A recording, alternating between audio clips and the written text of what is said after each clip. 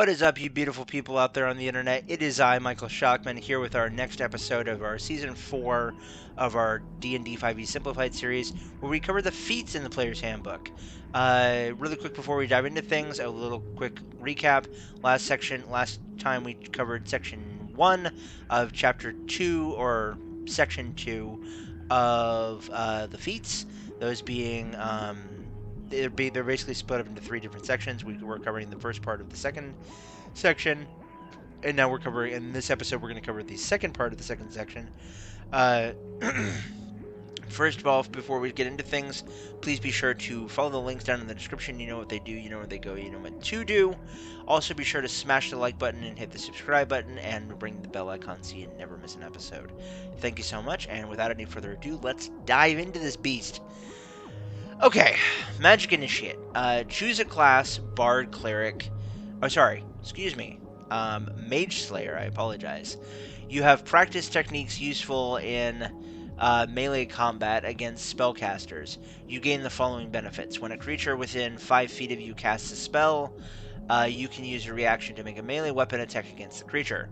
Next, when you damage a creature that is concentrating on a spell, that creature has disadvantage on the saving throw it makes to maintain its concentration.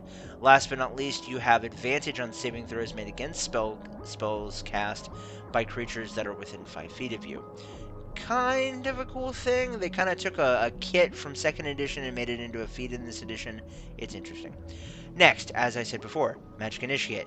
Choose a class, Bard, Cleric, Druid, Sorcerer, Warlock, or Wizard. You learn 2 cantrips of your choice from that class's spell list. In addition, you choose one first level spell to learn from the same list. Using this feat, you can cast the spell once at its lowest level. You must finish a long rest before you cast that spell again using this feature. Your ability score for these spells depends on the class you choose. Charisma is for Bard, Sorcerer, or Warlock. Wisdom is for Cleric and Druid, and Intelligence is for Wizard. I will say as a note,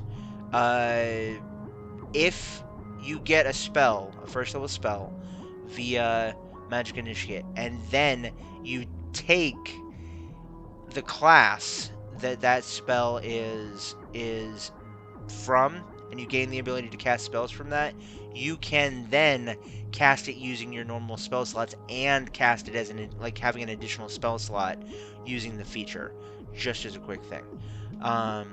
Yeah. Next, we have Martial Adepts. You have martial training that allows you to perform special combat maneuvers. You gain the following benefits. You learn 2 maneuvers of your choice from among those available to the Battlemaster archetype in the fighter class. If a maneuver that you use requires the target to make a saving throw to resist the maneuver's effects, the saving throw DC equals 8 plus your proficiency bonus plus your strength or dex modifier, your choice.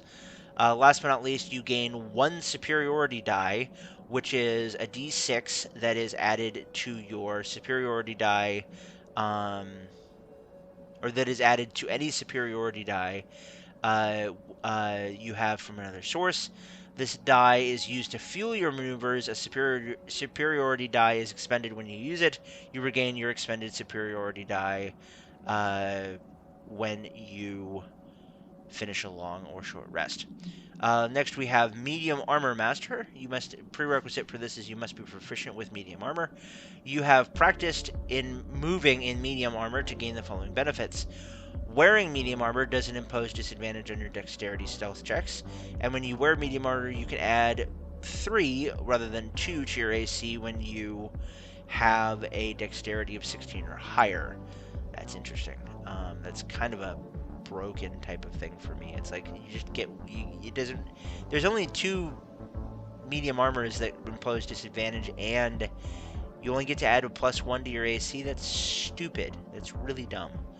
Not my choice of feat. Next, we have Mobile. You are exceptionally speedy and agile. You gain the following benefits. Your speed increases by 10 feet When you use the dash action, difficult terrain doesn't cost you extra movement on that turn. And last but not least, when you make a melee weapon attack against a creature, you do not provoke opportunity attacks from the creature for the rest of the turn, whether you hit or not. Next, we have moderately armored. You must have proficiency with light armor. You have trained to master the use of medium armor and shields, gaining the following benefits. You increase your dexterity score by 1 to a maximum of 20, and you gain proficiency with medium armor and shields. Last but not least, we have Mounted Combatant. You see a dangerous foe to face while mounted, or you are a dangerous foe to face while mounted. While you are mounted and aren't incapacitated, you gain the following benefits. You have advantage on melee weapon attack rolls against any unmounted creature that is smaller than your mount.